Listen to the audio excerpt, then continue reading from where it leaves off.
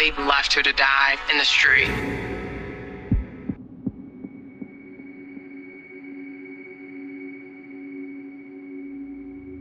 Hey there, glad you could make it back to my channel.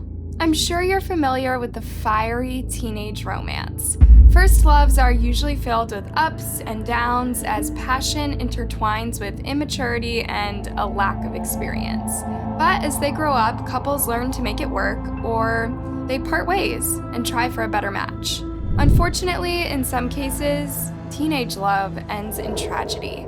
In 2018, 18-year-old Ciara, Cece Grimes, was in love with 17-year-old Jermaine Brown. They were inseparable, and everything looked like the perfect teenage love story from afar. But the reality of their relationship was a truly horrifying one. Jermaine abused Cece in ever worse ways throughout their months together, and Cece was too embarrassed to talk about it or ask for help. When she finally found the courage to do so, it was too late. 4 days after she was granted an order of police protection from her abusive ex-boyfriend, Cece was shot and killed by Jermaine. It's a senseless crime made even more tragic by the police's inability to save her. But there is so much more to this case. People covering the crime, confusion, drama, and a lot of frustration. Watch on to learn the tragic story of Ciara Grimes. Today's case takes place in Rochester, New York. Although it's a beautiful city with an astonishing urban landscape, the crime rates in Rochester have been worrying for quite some time. As of 2021, Rochester's crime rates have surpassed those of New York City, Washington, D.C., and Chicago. And most of these crimes happen thanks to gun violence.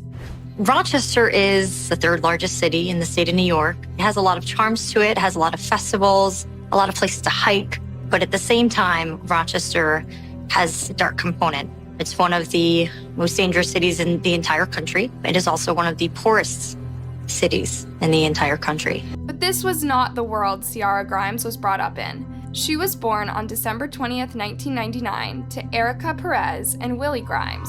Her parents loved her deeply. They wrote about her daughter. Ciara was always very animated and always left a lasting impression. She loved hard and wore her heart on her sleeve. Everyone who encountered her was drawn in by her grace. Cece grew up with Erica, her brother, and her sister Paris. She was extremely close to her mom and her sister. We had so many good times, me, her sister, and her brother. She just loved being around family. Cece's absolute best friend was Paris. We would just sit on the couch for hours and just binge watch different shows. All of Ciara's friends described her as a very outgoing person. She was a bit of a fan of the hip-hop scene and would always be seen singing or dancing somewhere in the city, probably making new friends while at it too. Anything with music, she was into it. She loved to sing it, she loved to dance. She was a people person. She's crazy and fun. Although she was young, Ciara was already a strong woman. She would always stand up for herself and be very blunt whenever she needed to be. So when she fell in love with her 17-year-old classmate, Jermaine Brown, she let him know. He was pretty cool. He was nice. I think 14, 15, when we first was just a little fling. Cece and Jermaine had known each other since middle school, and they had been friends since then. In middle school, they just was texting on the phone. You know, they tried a little puppy love relationship, from what Ciara told me. But their small fling turned into a serious relationship in their last year of high school. Jermaine would come over to the Grimes home every single day. Ciara and Jermaine had basically been together since middle school. She loved him so much, and he was always with her. The young couple would cook together, cuddle, and chat with everyone else in the house. He was kind. He was nice and gentle. What everyone saw was the side of Jermaine that was in love and just happy to be around Cece. It seemed like they were both good for each other, and Jermaine supported Cece's career plans too. In early 2018, Ciara was just about to graduate from high school and was getting ready for college. She was gonna sign up for school for cosmetology. She loved doing hair, she had a passion for that. In May of 2018, it seemed like there was nothing but good prospects for Ciara. She had a loving family, a loving boyfriend, and great enthusiasm for her career, but everything would come to a halt in a matter of days. Just after midnight on May 9th, 2018, the police received a phone call. Someone had been shot in the Northern Crescent neighborhood. There was a 911 call that came in from an anonymous caller that there was a person shot. 2 officers arrived at the scene within minutes. They found Ciara Grimes laying on the ground, held by her friend, Haley Winters. Ciara had a gunshot wound on her arm. She was kneeling on the sidewalk near the street, and she had Ciara Grimes propped up against her, and she was holding her. When police asked Haley whether she'd made the 911 call, she said she hadn't, and she didn't know who had either. In fact, Haley seemed like she didn't know anything about what had happened. The police officers asked Ciara a few questions, but she was unable to speak. They wondered how come she was in such a bad state if she had been shot in the arm. But a closer look revealed the sad reality. The bullet had gone through Ciara's arm, straight into her chest. When the ambulance arrived, they picked up Ciara and rushed her to the hospital. But the officers stayed behind with Haley, trying to figure out what really happened. According to Haley, she and Cece were supposed to meet that night, but she went out to meet her and she had already been shot. She indicated that as she was walking up the street, she observed Ciara at the driveway. According to Haley, Ciara stumbled a bit before she collapsed, and that's when she rushed in to hold her. Haley said Ciara was stumbling around, and as she approached, Ciara collapsed in the driveway. But officers were suspicious of Haley. It didn't seem like she was telling the whole truth, and she appeared apprehensive towards the police. There was another clue. The first clue my partner and I had that Haley wasn't being completely honest was the way they were dressed. Ciara and Haley were wearing tank tops and shorts, and in Rochester, Maine, it's not considered very warm at that time of day. It was pretty clear that the girls were not walking down the street to a rendezvous point. They had come from inside a house.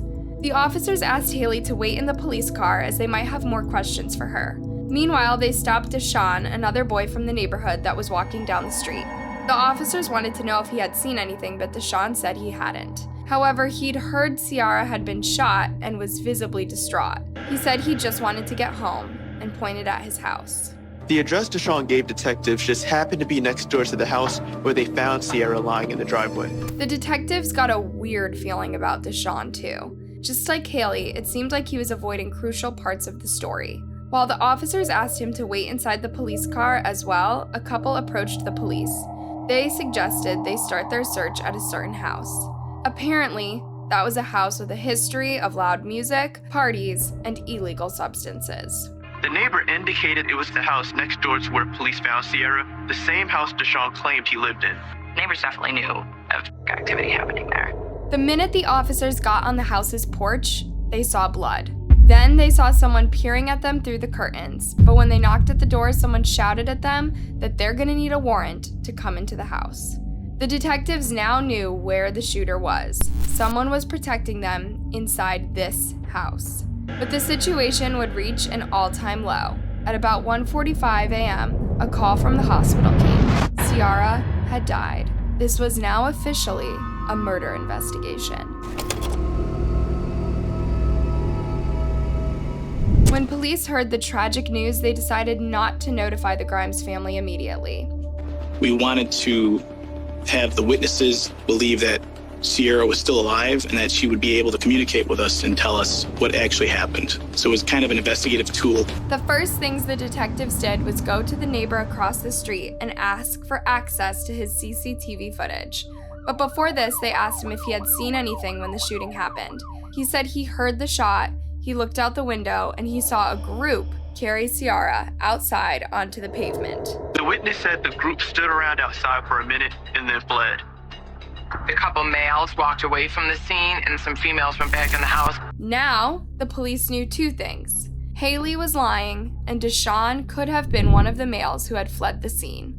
In the early morning of May 9th, the SWAT team kicked down the doors of the house. Once inside, there was nothing but silence. The ground floor was completely empty, and there was no sign of any people. But when the team climbed the stairs to the first floor, they noticed a closed door. When they opened it, they arrested two young women, Tamika Wilson and Tamara Stevens. The women that were in the house were escorted out by the SWAT team. As Tamika and Tamara were taken into the police station, the investigators stayed behind to search the house for clues. Soon enough, they found Ciara's ID and a letter addressed to her. But despite their efforts, they couldn't find the crime scene, not even a drop of blood.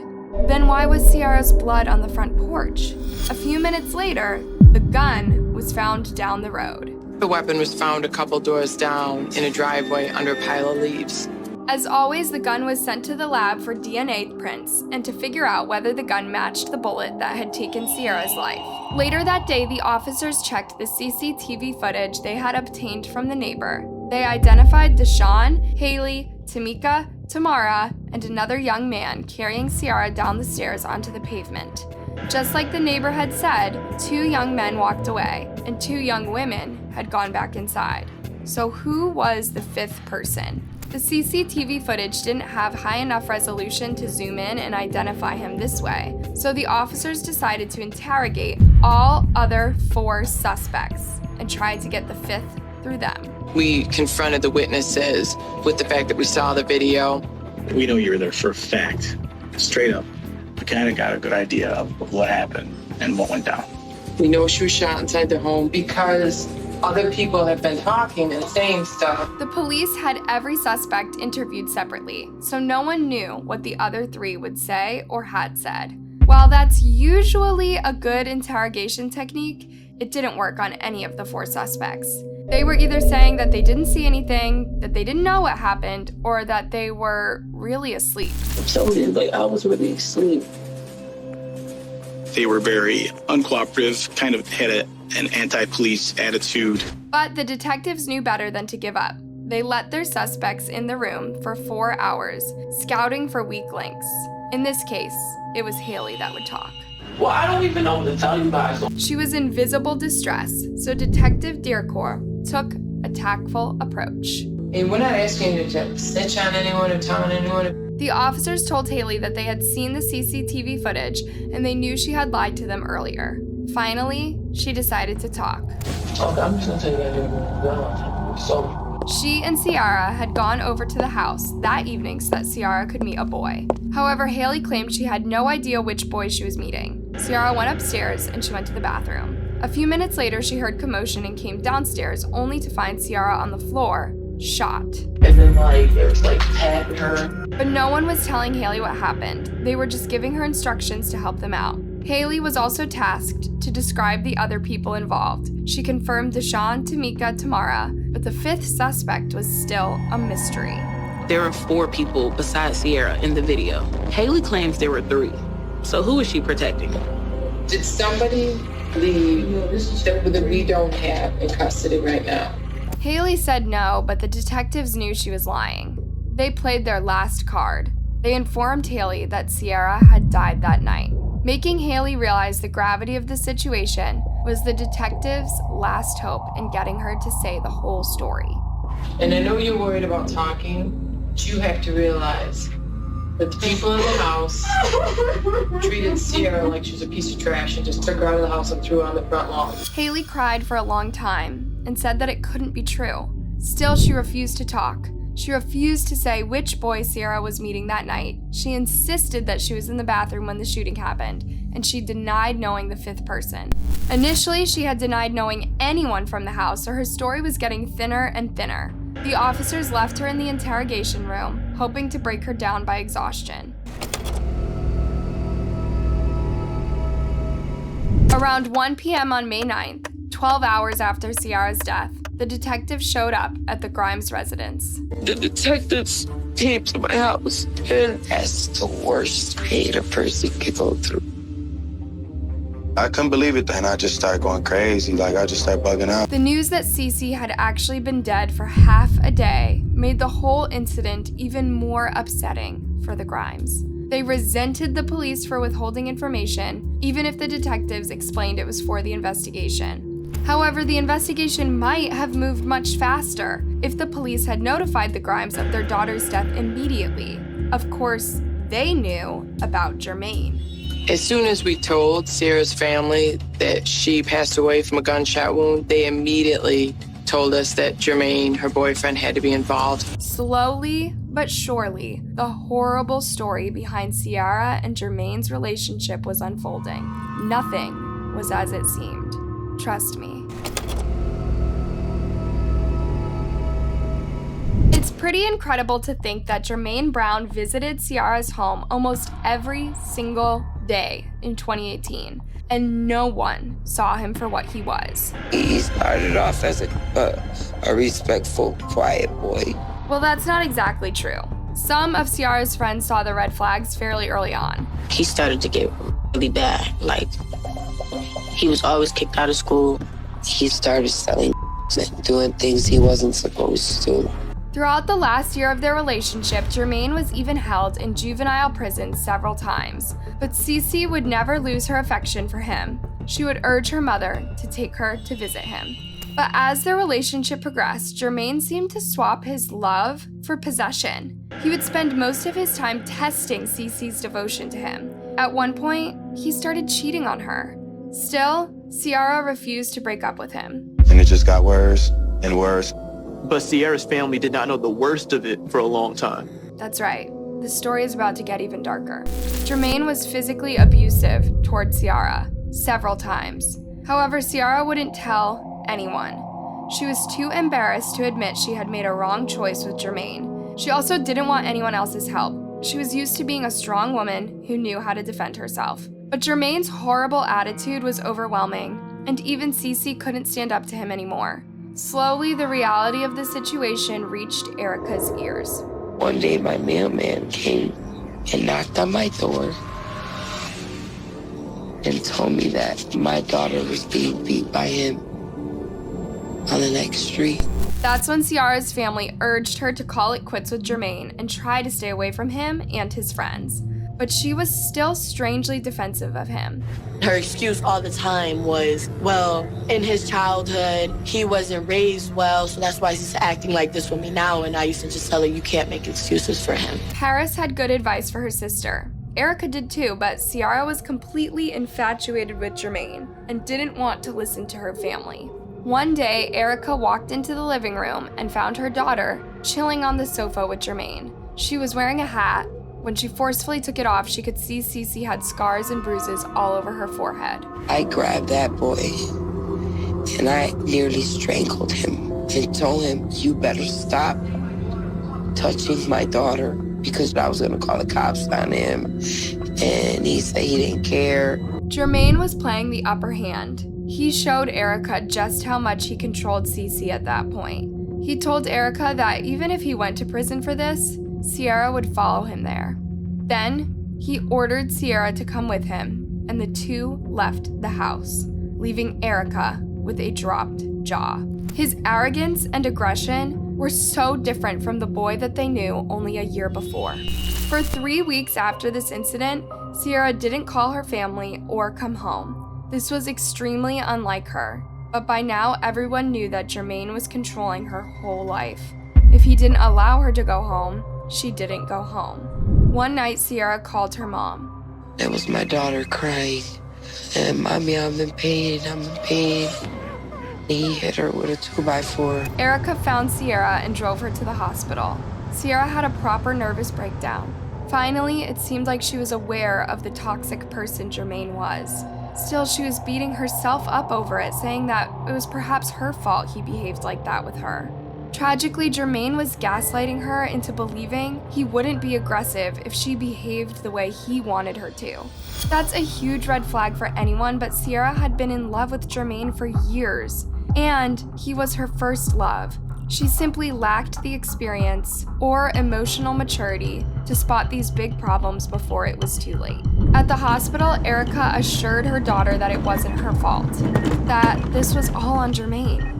Ciara and her mother made a big decision. They would get the police involved.